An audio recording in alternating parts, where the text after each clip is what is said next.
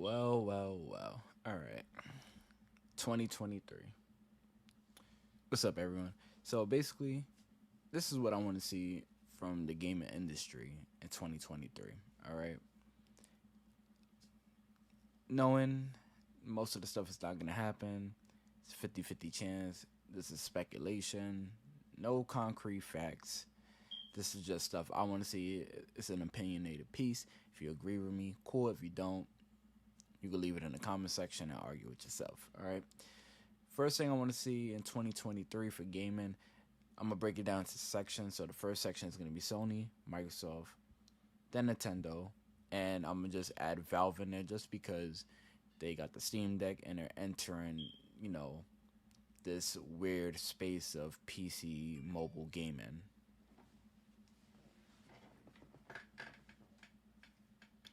And yes, if you guys know me from my previous videos, I did not change my fire alarm battery, so to say. All right, too short, can't reach it. I'ma hope that it doesn't get picked up. All right. First things first. For the Sony part, I want to see what the PSVR 2 has to offer and how is it gonna be. How is it really gonna be in the market, so to say? The PSVR 2 has a high price point already, so you're talking about almost the same price as a PS5. Maybe, matter of fact, a little more than a PS5.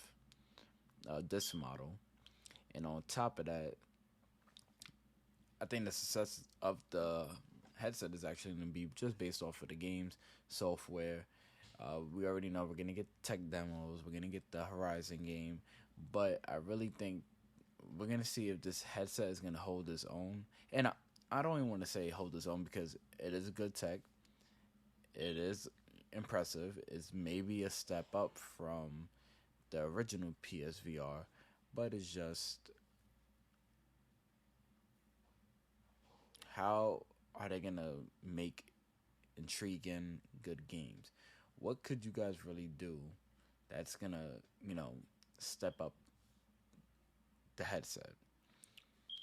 Games like Half-Life Alyx, which showcased the VR in its full, spectacle, is only locked into the PC landscape. So I can't see that coming into Sony. Maybe if Valve does that, I don't know.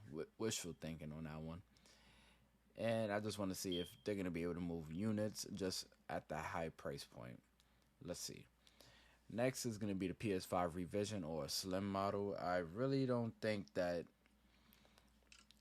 this is too far fetched, just because the PS5 has seen a lot of slow down with the sales. Well, not slow down with the sales, but it was hard to find one in stock at your local retail store.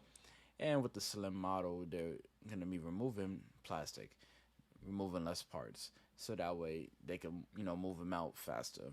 Makes sense because they did a slight revision of the PS5 where they removed some parts, and outside of that, it still looks the same, but it's a different, SKU number. And on top of that, they might just be releasing the disk drive. The disk drive is going to be for the digital model.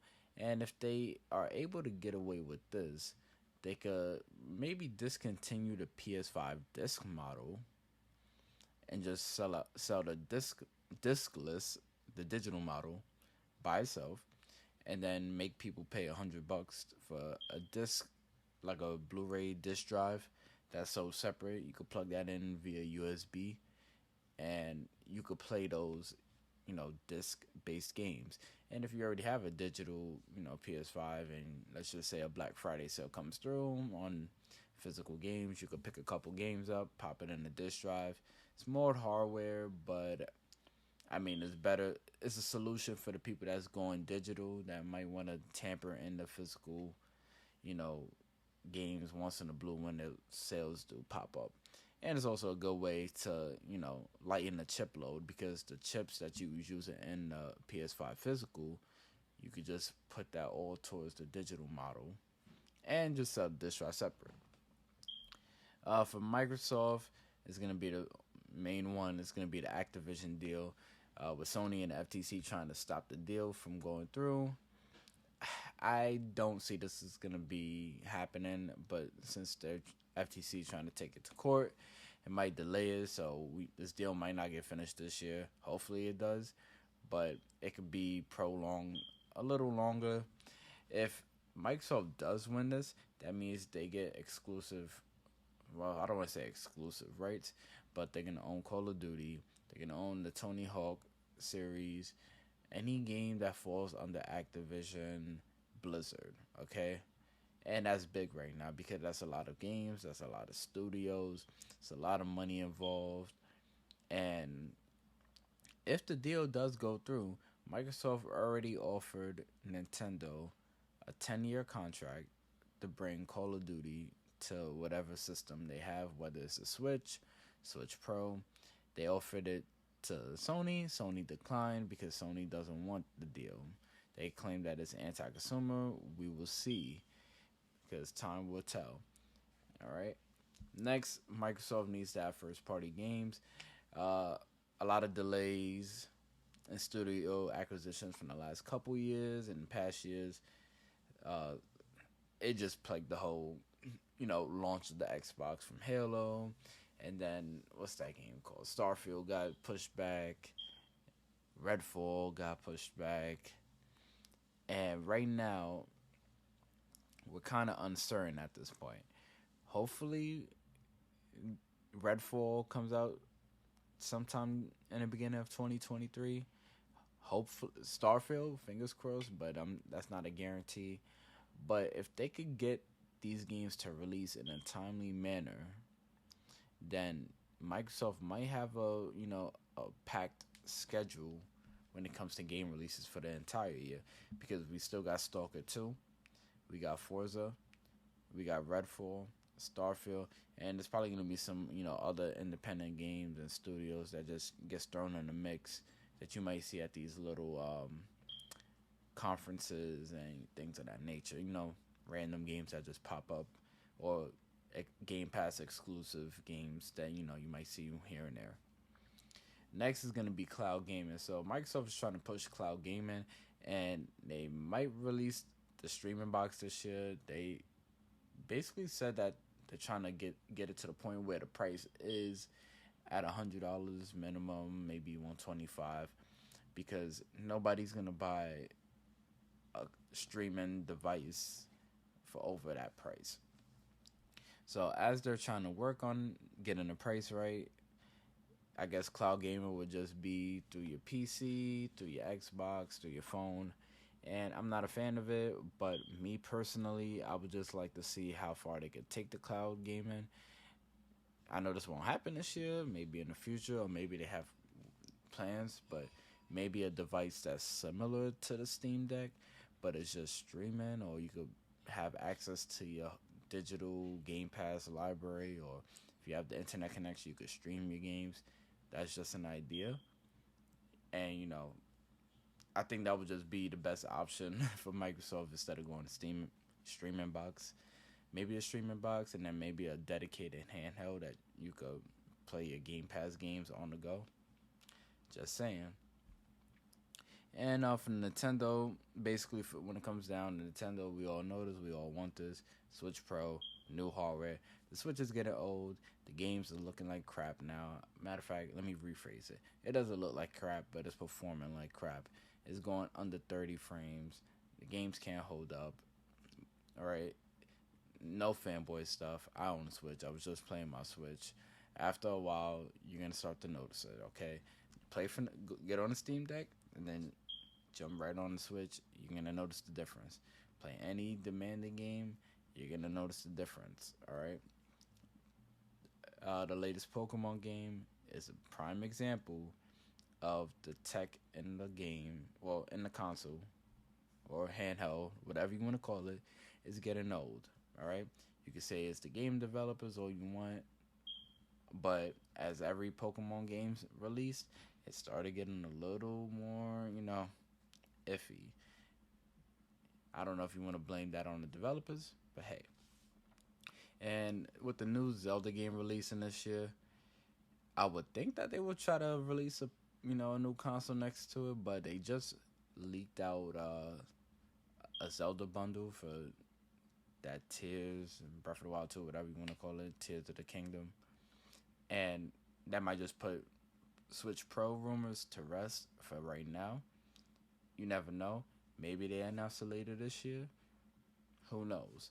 But I could tell you this: they need to, figure it out fast because the sales on the Switch are slowing down, and when it starts slowing down, the investors don't like it. Then they start asking questions, and then Nintendo gotta, get to it. Next, it will be first party games. Outside of Zelda, I'm being real honest. I really don't know what games might be coming or releasing this year. Metroid 4, I'm gonna take out of this because there's no date. Development just restarted like about a year ago, a year or two ago. So this game won't be ready until 2024, in my opinion, or whenever the next Switch comes out or next piece of hardware comes out. So right now we're just waiting on a Nintendo Direct just so we can figure out what's coming. Maybe something in the pipeline, but right now, 2023, no games. Only game I know is Advance Wars that's already completed, but due to the situation with the war, yeah, they're not gonna release that right now. So you can take that out the equation. Last but not least, Valve. Like I said, I'm adding Valve because yes, they are, it's PC gaming, but we can't ignore the Steam Deck and all the noise that it's making within the gaming community and all the comparisons to the Switch. Yes, I know it's not a Switch killer, it's not compared to the Switch, but it plays PlayStation games, emulates games, it can play Switch games. I'm gonna add it in there. For Valve, for the Steam Deck, I just want to see more updates. The Steam Deck needs to get more updates, maybe towards the interface, more support for third-party games, basically making it so that way every game is actually verified, because it's a mixed bag when it comes to games. If I see a yellow badge on it, it's like, okay, what am I gonna get myself into? Now, mind you, for a person that never had a PC, I'm kind of skeptical with the library and the games that I buy. Yes, you could get a refund, but I don't want to keep refunding games, buying games, testing it out, waiting for it to download, and then find out, oh, this game doesn't work. If you already have a Steam library, it's probably easier for you. You could just check it, boom, it works, cool. If it doesn't, it doesn't. Me, I gotta sit there and wait for it to download. And on top of that, they need to fix it because in order for you to download games, you got to keep the Steam Deck on. So if you put it in sleep mode, it pauses the download, which is pretty weird because my Switch could do it while it's in sleep mode. So I have to sit around with the Steam Deck on. Weird, but not my favorite feature. Also, with the games that are unsupported, I hope that they probably work towards making it so that way it is supported. And there is workarounds to getting unsupported games working, but my whole thing is I'm all about, intuitiveness. I just want the games to work out the box. This is coming from someone that just plays Xbox and the Nintendo Switch. If I get on the Steam Deck and I pop the game in, I don't want to be adjusting my settings every 5 minutes trying to get 30 frames per second, 40 frames per second. It doesn't make sense. I don't mind doing it, but when I only have like 10 minutes to game, it is not ideal for me. Next is going to be Valve games, first party Valve games, Valve exclusive games. Valve has the momentum. They got the Steam Deck. It's moving units. People, they're talking about it. We need to get a Half-Life 3, Left 4 Dead 3, maybe another Portal game, another new IP. I don't know. They got the resources. They got the money. They could build it from the ground up. It could be deck verified day one. I don't know. Hopefully that's the thing, but wishful thinking. And last but not least, I need to see VR support for the deck. I don't have a gaming PC, so I obviously don't have one of the higher end VR headsets, but I heard they're actually better or somewhat good. And I don't want my VR experience to be crappy, so I want the Meta Quest, but I don't want to jump into it just because I hear the PSVR 2 is good, but then again, the game's not intriguing. The only game that I found intriguing is Half-Life Alyx. So if they could find some way or some adapter or some update that could get VR games running on the Steam Deck, and I could probably get a Valve Index or one of those, fancy game headsets, slap it to the Steam Deck, I'm cool with that.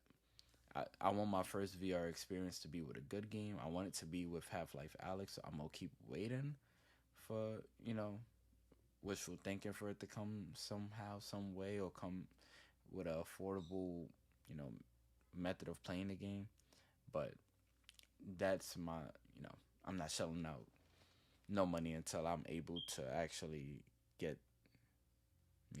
Half Life Alyx the way I want to play it. And that's just my list for 2023. Things I want to see, wishful thinking, things that might not happen, but who knows. If you guys like the video, please don't forget to like, comment, and subscribe. Hit the notification button to stay notified. And yes, sorry for the fire alarm, battery, or smoke alarm, battery going off. I'm sure I can't reach it. All right. Happy holidays. Stay safe.